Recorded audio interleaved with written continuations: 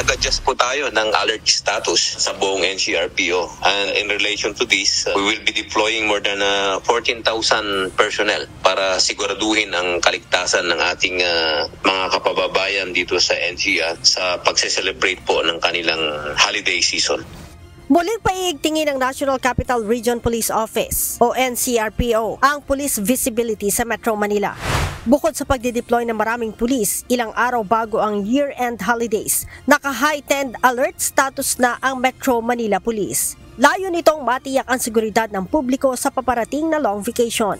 Ngunit ayon kay NCRPO Director, Police Major General Anthony Abirin, posibleng itaas pa ito sa full alert status sa mga susunod na araw. Naka-heightened alert na po tayo at itong mga personnel na po ito na i-deploy po natin sa mga piling simbahan, sa mga transport hubs. Of course, pag sinabi nating transport hub, lahat po ng mga bus terminals, pati sa airport at saka kung saan po nag-converge po yung mga tao, mga jeepney terminals at saka mga piling lansangan po. At magdi-deploy rin po tayo at maglalagay ng mga police assistance desk sa mga piling mga shopping malls din po kung saan maraming pong tao.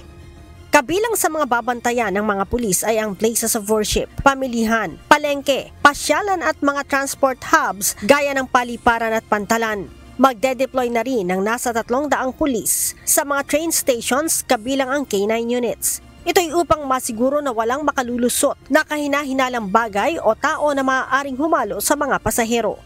Dalawa po, sa rail station po, magtatalaga po tayo ng dalawang pulis po kasi may kasama na rin po silang gwardiya doon at saka mga, I understand, nag-deploy din po ata yung Philippine Coast Guard sa mga MRTs and LRTs.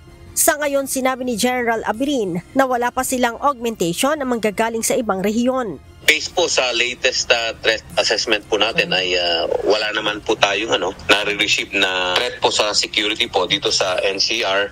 But just the same, hindi po tayo nagpapakampante. Tuloy-tuloy po yung intelligence monitoring po natin in coordination po and in collaboration po sa other intelligence unit po ng Armed Forces of the Philippines and other law enforcement agencies.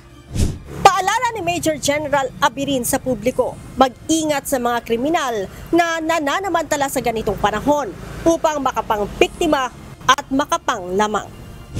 Sa mga kababayan po natin na lalabas po ng kanilang kabahayan para po mag-shopping or mag-enjoy po sa holiday season, paalala lang po natin na wag na po tayong magsuot ng mga mamahaling kagamitan or magdala ng mga mamahaling bagay. And sana po palagi po tayong alerto at mapagmatsyag po sa ating kapaligiran.